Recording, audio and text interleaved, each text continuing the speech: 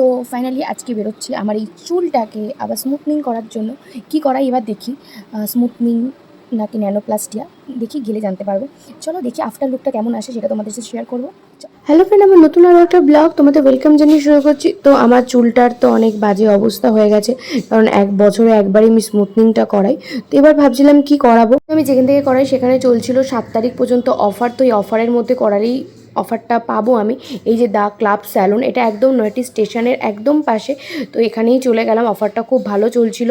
তাই পয়সা তো কম খরচা হোক সেটা তো আমরা চাই, তাই জন্য অফারটাকে আমাকে নিতেই হবে। প্রতিবার 30 তারিখের দিকে করাই, সেপ্টেম্বরের লাস্টে নালে আগস্টের ফার্স্টে। তো এবার একটু শুরুতেই করালাম, কারণ এরপর আমি একটু বিজি থাকবো, আমার নিজেরও ক্লাস প্লাস এসব রয়েছে, জন্য ভাবলাম করিনি। তো কাল এসেই চলে গেছিলাম প্রথমে।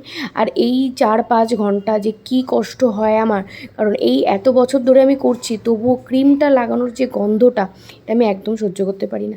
আমাকে 1 ঘন্টার উপরে বসিয়ে রেখে দিয়েছে। তো তারপরে ফাইনালি আমার ওয়াশটা করবো। ও যখন মাথায় জলটা দিচ্ছিল না, আমার এত আরাম লাগছিল, মানে করতে তো ভালোই লাগে, তার আগে যে এত খাটনি সেটা সত্যি যারা করে তারা জানে। পার্লারে গিয়ে কতটা সময় লাগতে পারি স্মুথনিং করালে বা স্ট্রেটনিং করালে, যারা যেটা করায়। তো আমি স্মুথনিংই করালাম, কারণ ন্যানোপ্লাস্টিয়াতে নাকি মানে স্মুথটা স্ট্রেটটা অতটা বেশি হয় না, জাস্ট 5-6 মাস থাকে। তো আমার বললাম থাক তাহলে, আমাকে তুমি স্মুথনিংই করো। এই এতক্ষণ ধরে ক্রিম লাগিয়ে ওয়াশ করলো আর তারপর শুকাবে, আর আমার এই চুল শুকাতে প্রায় আধা ঘন্টার বেশি লাগে। চুল শুকালো, এবার হবে স্ট্রেটনিং, করতেও লাগবে প্রায় আধা ঘন্টা।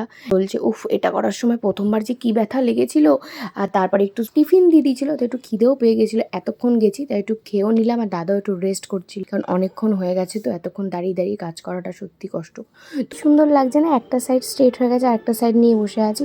তো তোমাদের কাদের বলো তো আমার মতো এরকম অবস্থা হয়? আমার সত্যি লাস্টে মনে হয় কখন বাড়ি যাব, কখন বাড়ি যাব। এখন লাস্ট ক্রিম অ্যাপ্লাই হচ্ছে, তারপর এটাকে শুকানোর পর কিছুক্ষণ ওয়েট করতে হবে, আর ওয়াশ হবে। আবার ওয়াশটা হলেই শান্তি লাগছে, মাথায় ঠান্ডা জল পড়ছে না এই গরমে।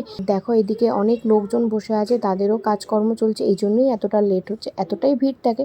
তো একদম নয়াটি স্টেশনের পাশে দেখো আমি একটু হেঁটে হেঁটে ঘুরছিলাম, আর আমি যে কি করছিলাম, একবার পা তুলছিলাম, একবার পা নামাচ্ছিলাম, কি যে করছিলাম এই 4 ঘন্টা। দেখো আমার যা মজা লাগছিল এখানে বসতে।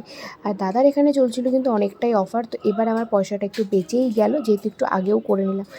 মাসাজ দিয়ে রেখে এবার হচ্ছে লাস্ট ড্রাই। এই যে দাদা এবার ড্রাইটা করে দিল সুন্দর করে।